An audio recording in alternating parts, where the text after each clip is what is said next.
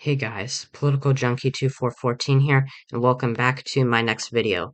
Today I'm going to be giving my updated prediction for the 2024 United States Senate elections as of March 4th, 2023. So, we're going to be doing these every month for the foreseeable future, at least until, the spring of 2024 or so, in which case, or, at that time I'm probably going to be, uh, you know, updating the Senate elections every 2 weeks because at that point we'll have a lot more polling data. We'll have more primaries. A lot of factors will be switching. Flipping. We'll be changing these races, and yeah, and it's a presidential year, and the House elections are going to be up. So the Senate elections are definitely going to be impacted by the presidential election. But yeah, before we get into my prediction and kind of give a brief intro to what the Senate map looks like, I hope you all are having a great day. Make sure to like the video if you haven't already. If you're enjoying what you see so far, subscribe to the channel if you want to see more content like this, and share the video with someone who you think would enjoy it. So without further ado, let's give a brief overview of what the 2024 Senate map looks like. So right now, Democrats control the Senate 51 to 49 with the help of Free Independents Kyrsten Sinema in Arizona, Bernie Sanders in Vermont, and Angus King in Maine, all three of which are up for re-election, but basically only really one of them has, a serious chance of losing, and that would be Kyrsten Sinema, although Bernie Sanders and Angus King may end up retiring because they have been, in the Senate for a while, and they're both pretty old. But overall, if you look at this map, Democrats had a pretty good performance last year in the midterm elections, much better than usual for the party of the incumbent president. But at the same time, you look at this map and what do you see? You see a lot of Democratic seats in typical swing states like Nevada, Arizona. These three caucus with the Democrats. I forgot to mention that. Wisconsin, Michigan, and Pennsylvania. These are all typical swing states that have been leaning Democratic, but still have a chance to go Republican. Meanwhile, you also see Democrats defending seats in Montana, Ohio, and West Virginia, all three of which went to Donald Trump or voted for Donald Trump in both the 2016 and 2020 presidential elections. And so, all three of these Democrats here, I would say, are really good candidates. But can they outrun, Joe Biden by enough at the top of the ticket to win? I'm not sure. I'm going to give, my full analysis for these races, in separate videos. But, we're going to go over the full Senate map in just a moment. Meanwhile, if you look at the seats the Republicans are defending, out of the 11 that they're defending, really only two of them are have potential to flip to the Democrats, and those are Florida and Texas. And I would say that Texas is pretty much the only realistic flip. But even then, I think that there's still it is still an uphill climb for Democrats to win that state. I think that they need to do some more work in order to win it, and Florida has proven that it is shifting to the right, and so even if Democrats nominate a good candidate, it is going to be hard for them. So overall, you can say, well, Republicans are obviously going to win the Senate, and I wouldn't necessarily disagree with that. I think that they have a very, very good chance. I think Democrats are at a mathematical disadvantage, but Donald Trump, has proven that he can drag down Republicans even in situations when they have super favorable maps. 2022, I don't think the Senate map was that favorable to the Republicans. They were defending more seats than Democrats, but they only needed to pick up one seat and to flip back the Senate. What happened? They didn't. They actually lost a seat. When John Fetterman won in Pennsylvania, and they failed to pick up Nevada, Arizona, Georgia, and New Hampshire. They had pretty underwhelming performances in Wisconsin, Ohio, and North Carolina, which are all states that they won in the Senate elections, but not by very strong margins. At least relatively strong margins. Ohio, I guess you could make the case for, but Wisconsin and North Carolina, definitely not. So overall, and one thing that I will point out is that, some people may say that Trump's influence on the party is starting to fade, and I think to some extent that's true, but he's still leading in the polling data for the presidential race. I know polling data is not everything, but I think that it is worth trusting in most cases. And if you look at the results from last week's, or I guess 2 weeks ago, from the Wisconsin Supreme Court primary, Daniel Kelly, a conservative candidate who is more of a Trumpian type candidate, advanced to the general election with Janet Protasiewicz, who is basically the Democrat or, liberal candidate, not Democrat. They don't really, have party affiliation. Jennifer Dora was the other conservative candidate. She would have been a decent candidate to run, but, she lost, and, she only ended up, she did well in the Milwaukee suburbs, which are crucial to Republican victories in Wisconsin. And so overall, I would say, these results prove that Trump still has a very strong reach on, a very strong influence on the party, even though a lot of, insider, establishment Republicans and even some Trump Republicans have admitted that, hey, he is dragging us down. Now, the Senate map is still so unfavorable to Democrats that they could still lose the Senate majority even if they win the presidency and the House. But with all that said, let's go into get into my prediction. We're 5 minutes in, so we're going to start by filling out the safe Democratic and Republican states. These are the states that will be going to both parties by over 15 percentage points. None of them are really have a chance of going to another party, although I think a couple of them are, you know, uh, uh, excuse me. I think a couple of them are worth pointing out. For one, California, we've gotten some news. Dianne Feinstein is officially retiring. Not super surprising there. I thought that I think a lot of people kind of wrote off Feinstein as someone who was 1,000% going to retire. I didn't really think that, but I did say she was more likely than not going to leave the Senate, and it looks like she's doing that. She's clearing the way for a pretty competitive primary, and potentially a general election between two Democrats. Adam Schiff and Katie Porter. I think right now Porter is the favorite in that race, but we'll have to wait and see. Schiff has a lot of, people backing him, including Nancy Pelosi. But either way, going to be a Democratic hold. In New Jersey, I will, point this one out. Um, Bob Menendez is, not a very strong candidate. I had this as a likely Democratic seat last time, but New Jersey does like to kind of flip back and forth between elections. It's a very swingy state, even though it's a blue state. If that kind of makes sense, it's a swingy blue state. The House popular vote only went to Democrats by I think 10 points in 2022, and Republicans actually won the popular vote for the House elections in 2010, which is crazy. And Menendez did not have a good performance in 2018, I will say that. But it really doesn't look like Republicans really have anyone decent to nominate. I think Tom Keene, the representative from the 7th District, would be decent, but I don't think he's going to run. Jack Ciattarelli, maybe, he'd be decent, but he's running for governor. So overall, and I think with the presidential ticket, helping out Democrats, driving out Democratic turnout, that's going to lead Menendez to, you know, get, get a, have a margin or beat his Republican opponent by over 15 points. It could be likely, but at the same time, I don't really see a reason to put it there. Um, what state was I gonna say? Oh, Missouri. This one I think could be interesting. It could go beneath 15. Eric Schmidt only won the Senate race, by 13 points, despite being, pretty much the best, despite, being a decent candidate. Although I think, Missouri can get weird in midterms, and it's more Democratic down ballot. I know that Josh Hawley's not a decent candidate, or is not the best Republican candidate. I think he's, you know, really turned off some of the people that supported him in 2018. But even then, he won by 6 points against Claire McCaskill, who was the Democratic incumbent and a decent candidate in her own right. So I think, with Lucas Kunce running as a Democrat, he could make this race interesting, but I think it's not really a good idea for Democrats to spend their money here. And in Indiana, I will also mention, this is an open seat. Mike Braun's running for governor, so we'll have an interesting GOP primary here. It looks like Jim Banks, though, the representative from, I think it's the 3rd district, it looks like he's going to be the candidate. So, yeah, that's really all I got to say about the safe races. Now let's get into the likely states. The likely states are, not necessarily the most competitive, but they do have a chance to become more, to become battlegrounds, and, they're not necessarily considered safe. So these will be decided by margins between 5 and 15%. It's a big gap, so, some of them will, be more like, lean races. Some of them will be more, will be a lot closer to solid, but either way, let's go through all of them. We're going to start off with New Mexico, which is a likely blue seat. Martin Heinrich, I do believe, is running for re-election. New Mexico's stubbornly blue. Mark Ronchetti, even Mark Ronchetti, a good candidate, couldn't come with, lost to Michelle Lujan Grisham, who was a bad Democratic candidate by 6 points in the governor's election.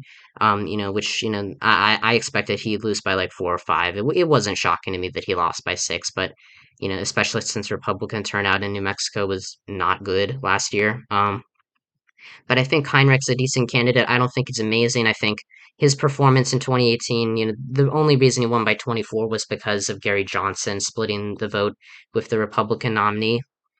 But I do think he's going to win by, around 11 or 12. I think he'll outrun Biden, but not overwhelmingly. I think, maybe DeSantis on the ticket would, make this race a bit closer, but I don't see a scenario, I don't think it's realistic to say New Mexico's competitive. Virginia, Glenn Youngkin might run, but I don't think he's going to do very well if he does. And honestly, I've become a lot less confident that he's going to. I think, Hung Hao, the representative or the candidate for Jennifer Wexton's seat in 2022, he had a pretty strong performance there. I think he's going to run, and I think Tim Kaine's, I don't. I think he's a very strong candidate. I think he's pretty non-controversial. I think there's a chance he underperforms Biden if Youngkin's the candidate. But either way, he's still a strong Democrat. I think he's going to be fine. I don't see a scenario in which Virginia flips. I think that Youngkin's victory in 2021 was more of it being a localized race, and also Terry McAuliffe not being a good Democratic candidate. And finally, we have Pennsylvania, where Democrat Bob Casey appears to be running for re-election, although he has been, yeah, he has not announced whether he's going to run for a fourth term, but it does look like he's going to. He says he plans to. And he's a decent candidate. He outruns, pretty almost always. He outruns the Democrats at the top of the ticket. I think Republicans have, the potential to make this race kind of close with Dave McCormick, who lost to Dr. Oz in the Senate primary in 2022, or in the Republican Senate primary. But I think that there's a chance he doesn't run. I think he's going to, and he's going to be the Republican nominee. But I still think Casey is a decent candidate. Democrats have been doing really well in Pennsylvania recently. I think that Casey wins by around 7 or 8 points, maybe a little bit more. Although McCormick will have a relatively strong showing against Casey. Although I still think it's going to be a fairly comfortable margin for the Democratic incumbent. And but if it's not McCormick, I think if it's like someone like Kathy Barnett or Doug Mastriano who's actually expressed interest. He was the nominee for the GOP nominee for governor in 2022, lost to Josh Shapiro by 15 points. I think that this race would be safe blue. I think Casey is a better candidate than Josh Shapiro. And yeah, I think right now I'm expecting McCormick to be the nominee, but if he's not, and it's someone like Mastriano, I think that you can make the argument for Pennsylvania being a safe blue state. So now Republicans still have the advantage with their safe states, but we're going to go over their likely states. The first one is the state of Florida. I think Rick Scott's not a very good Republican candidate, but Florida's just trending so right. There was a massive, Republicans blew Democrats out of the water in 2022. DeSantis won the governor's race by 20 points or 19. Rubio won by 16. And I think, obviously Democratic turnout in Florida was abysmal. And I think that, Rick Scott and Donald Trump are not nearly as good of candidates for Hispanic voters in Miami-Dade as, Ron DeSantis and Marco Rubio. But I still think that, Florida's trending right. I think that, Democrats are going to put up someone like Stephanie Murphy, who's going to be decent, who, would be decent. I think that she appeals to people. I think she'd do, fairly okay. And I think, she'd outrun Biden. But at the same time, Scott somehow always manages to win. He won two governorships. He managed to knock off Bill Nelson, which I don't know how he did that. It was close, but, Nelson was, an accomplished candidate. And, I think that his victory really, stated the Democrats are having a really hard time in Florida. Even in a blue wave, he couldn't win. So I think, Scott's not a great candidate, but I don't think, he's about, I think, he'll underperform the top of the ticket no matter what, but he's, not gonna, lose. He's not gonna come very close to losing. I think it's like a 6 or 7 point victory, maybe more. And then we have West Virginia, which has a Democratic incumbent, but is, looking like it's going to flip. Joe Manchin's the Democrat here. He is, very moderate, a very centrist Democrat. But West Virginia is a state that voted for Trump by over 20 or over 40 points in 2016, 39 points in 2020. Very, very red state. But it wasn't always that way. It used to be a very democratic state, and it used it's was very very willing to vote for Democrats. If you look back at 2008, Jay Rockefeller won his reelection by 28 points, even though Barack Obama lost the state by 13 against John McCain. Robert Byrd obviously served for, basically 50 years, 60 almost, I think. No, not 50. And then Joe Manchin comes along in 2010 in a red wave year. He wins by 10. A pretty good showing, but he had a bad candidate, so not an amazing, historically pretty bad for Democrats in West Virginia, but still better than still a lot better than they were doing, at the presidential level. In 2012, when Mitt Romney won every county in the state and won statewide by 27 points, Manchin was able to win by 24 against the same Republican candidate. He only lost 3 counties, so this was a very good performance. He outran Obama by 50 points at the top of the ticket. So very, very impressive showing. But then in 2018, a bluer year, a bluer, national environment, Manchin's victory in margin of victory fell to just 3 points. So it fell all the way down to 3 points. So he did 21 points worse in 2018 than he did in 2012 in terms of margin of victory. And you can say, well, Patrick Morrisey was the candidate, was the attorney general. He was a decent candidate. Honestly, I don't think he was that good. I think he may run again, and I think he would win this time. I think, Alex Mooney, the representative from the second district's also running. Morrissey hasn't announced, and but I think the more likely nominee, I think the likely nominee is not going to be either of those two. I think it's going to be the governor Jim Justice, who has been teasing a Senate run for pretty much months now. He's basically going to announce any minute. He's saying. He keeps on teasing it. He keeps saying, "I'm going to make a decision real soon." I'm not joking about this. I think I think I'm seriously considering it, and yeah, just stay in touch. So I really do think Justice is going to run, and I think he's going to beat Manchin by around 10 points. I think West Virginia is going to vote Republican at the top of the ticket by 40 points. Manchin only outran the House popular vote in 2018 by 21.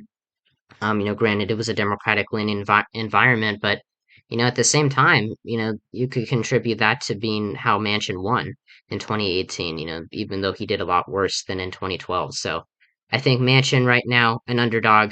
I don't think he's completely out of it, but he's going to have to outrun Biden by 40 points at the top of the ticket, no matter who the GOP nominee is for president. And I really have a hard time seeing him do that, even against a lackluster candidate like Mooney or Morrissey, and I think neither of them are going to be the candidate. I really do think it's going to be Jim Justice. So now, with the likely states out of the way, we have 7 remaining states to call. Democrats are at 44 seats. Republicans are at 49. Republicans only need to pick up 51 seats if they lose the presidency.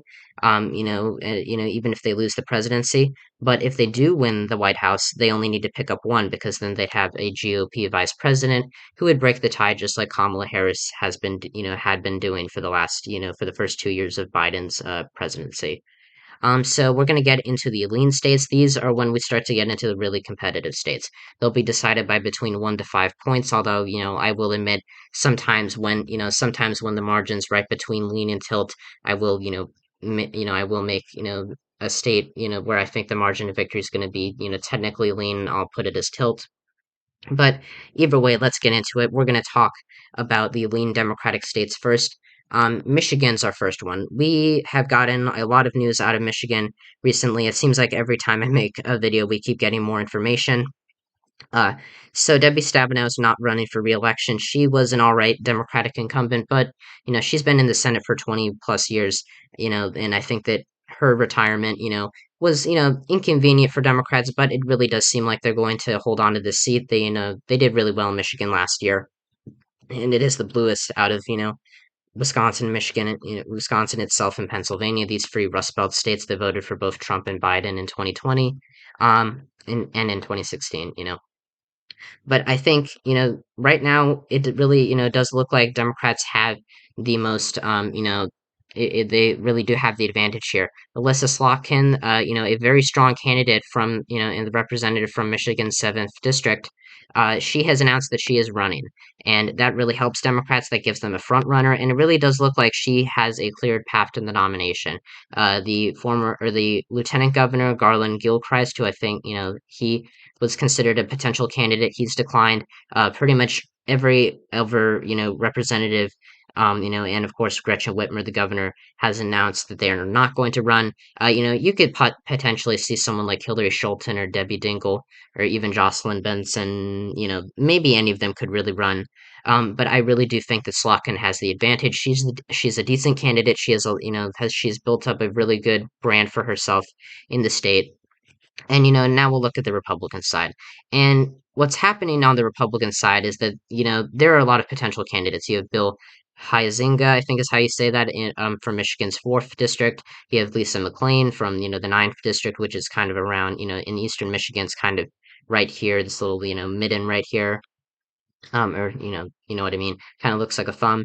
You have Peter Meyer from Grand Rapids, who lost his primary in 2022.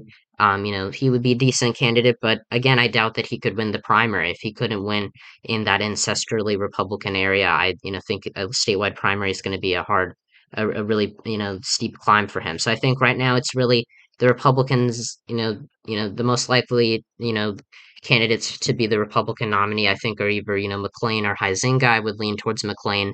And I think Democrats are going to win this race by around 5. It could be likely, with Slotkin being a decent candidate. I really do think she's going to be the next senator from Michigan, but I'll just be cautious and put it as lean. Uh, we also have the state of Nevada, and Jackie Rosen is running for re-election. She has made it, crystal clear that she is going to run.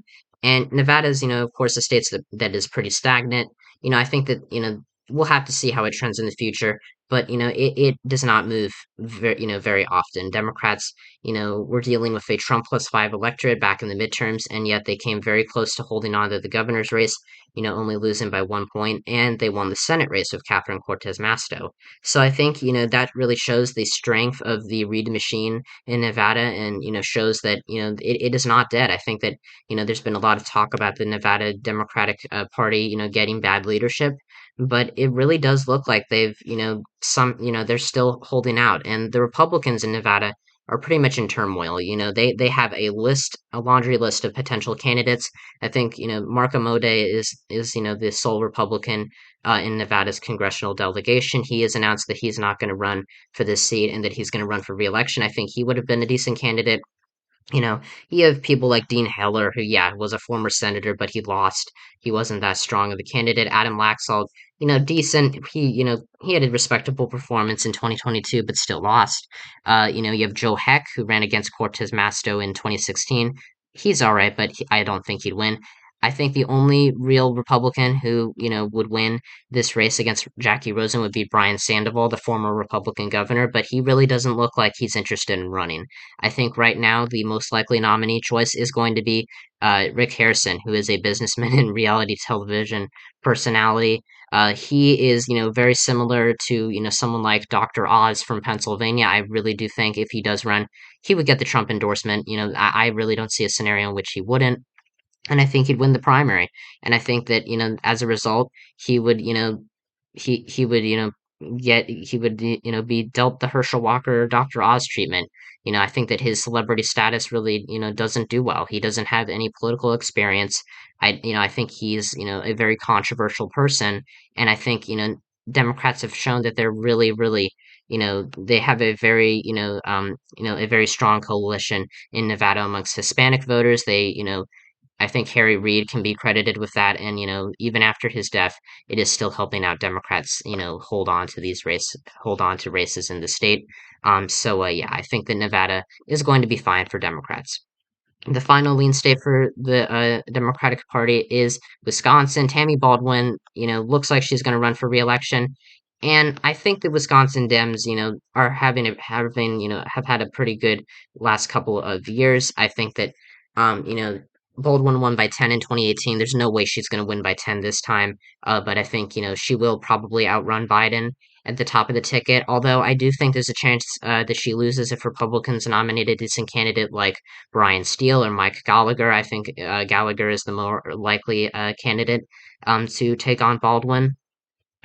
He's from the Green Bay area. He has been, I think he's right now the chairman of the I forget what it's called, but it's a committee on China, on, investigating basically Chinese operations.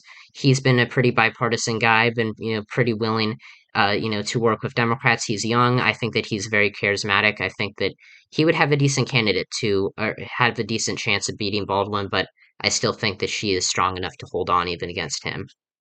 Yeah, I think the Wisconsin Democrats are having a decent, time. They had, they put up a pretty bad candidate in Mandela Barnes, and yet he only lost by 1 point to Ron Johnson. And they also, were able to.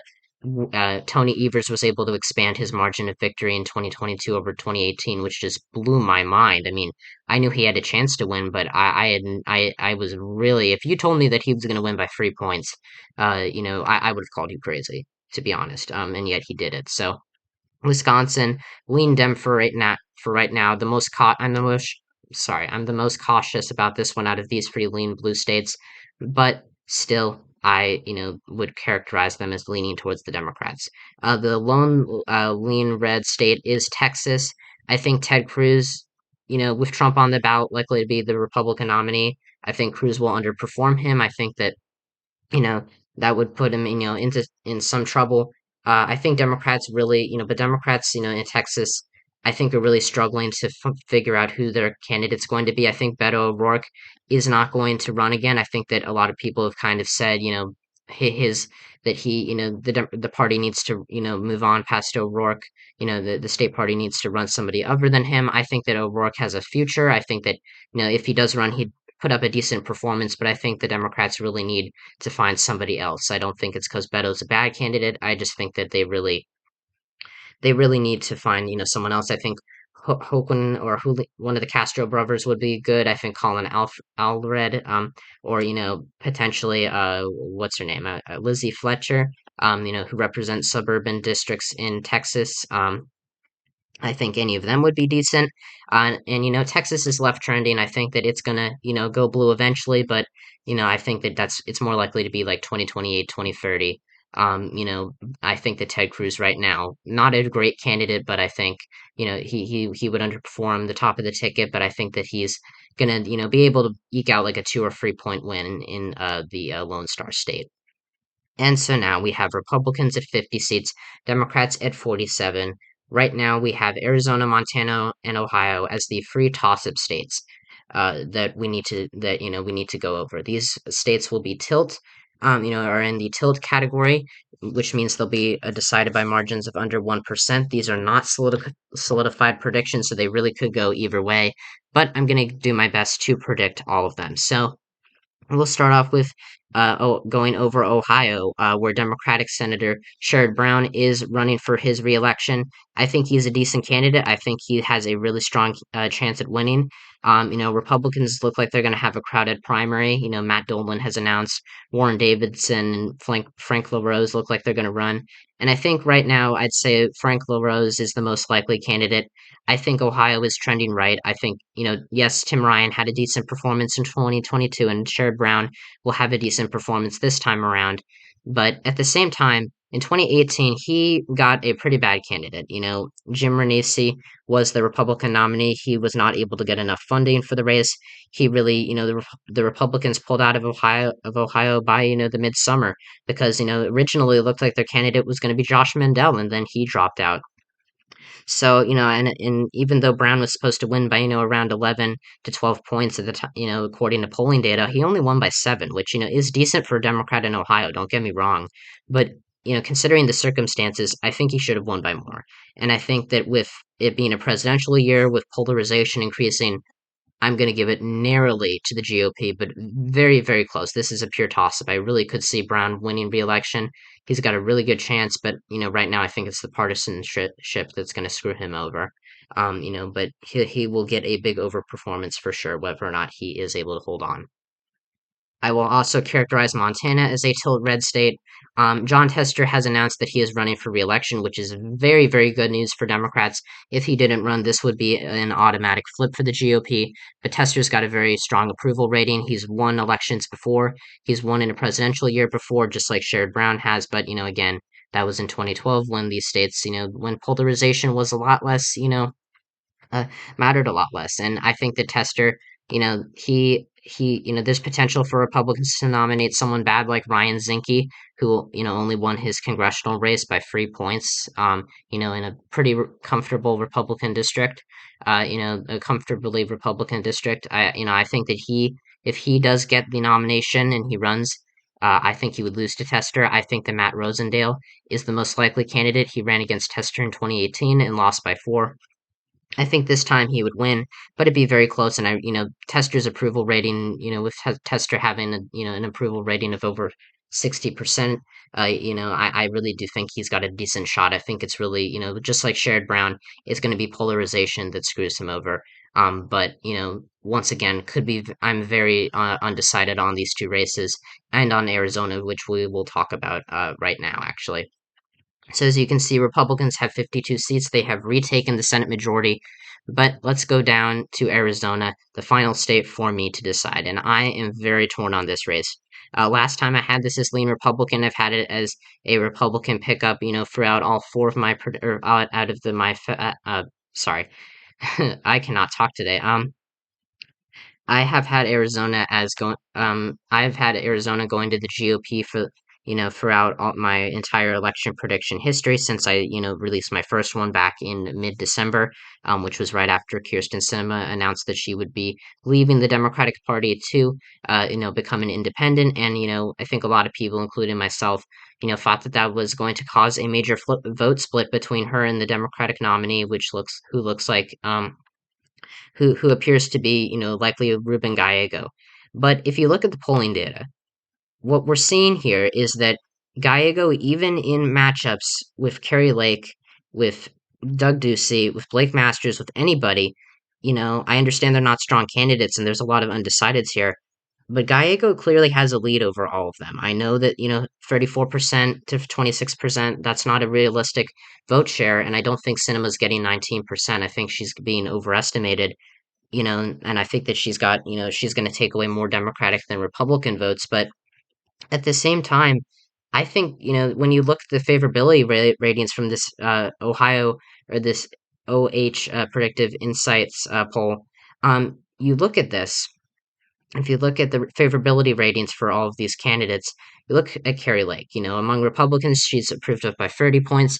Among Democrats, she's obviously disapproved of by a lot, but by when it comes to independence, she's disapproved of by 36 points.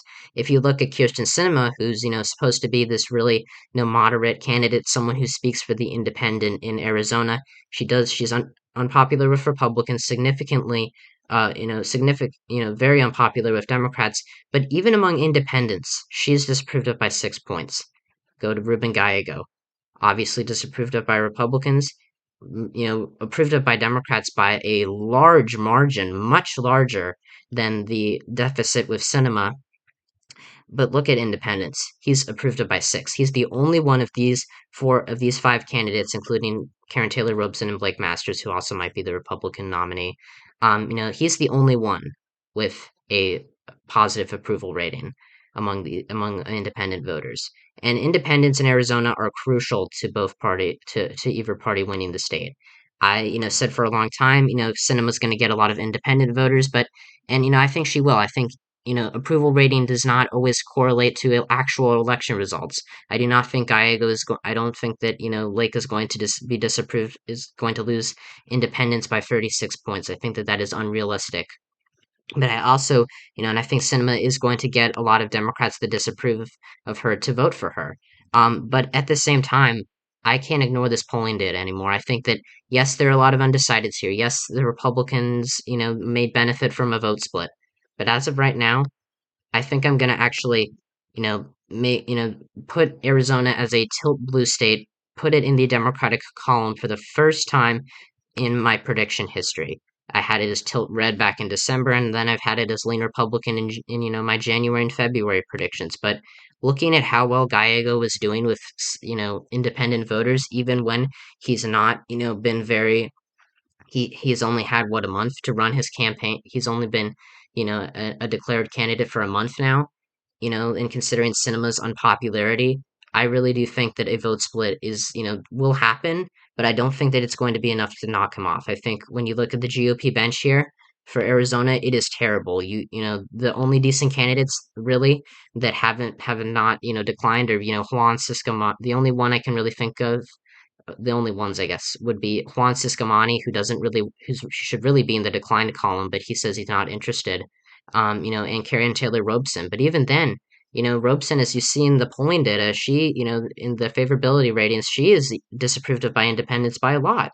And so, and she, likely, she probably would have won the governor's race anyway, or at least it seemed like she would have been a better candidate than Carrie Lake.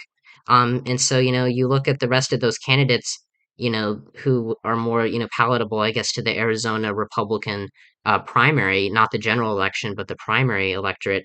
You have Carrie Lake, Blake Masters, Andy Biggs, Mark Lamb, who looks like he's going to run. He is the sheriff of Pinal County. He's, he's, been described as a pretty extreme candidate as well.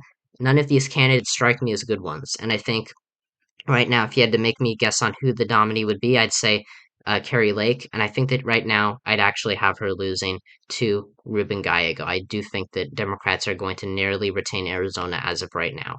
I'm very, this is the race I'm the most, cautious about.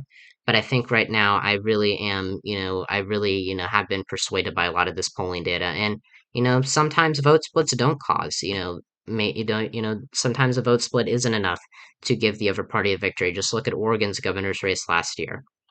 So, in the final map, we have Republicans at 52 seats, they net a gain of 3 seats. Democrats at 48. The seats the Republicans pick up are Montana, Ohio, and West Virginia. Democrats don't pick up any seats, but they do hold on to Nevada, Arizona, Wisconsin, Michigan, and Pennsylvania. And Republicans defend seats in Texas and Florida. So, yeah, thank you guys so much for watching this video. Sorry that it was so long. It's almost been 40 minutes. Once again, gonna try to make these videos a little bit shorter, but a lot of stuff to get through, a lot of interesting things that have changed in the last month, regarding these Senate elections. And yeah, hope you guys enjoyed the video. Make sure to like the video if you haven't already, subscribe to the channel, share this content with someone who you think would enjoy it. Check out my non-political channel, Interactor127, and my my comrades channel, GrowlingZoo666.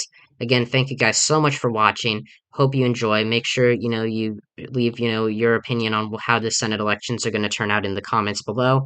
And, yeah, I'll see you guys next time when I talk about all things politics. See ya.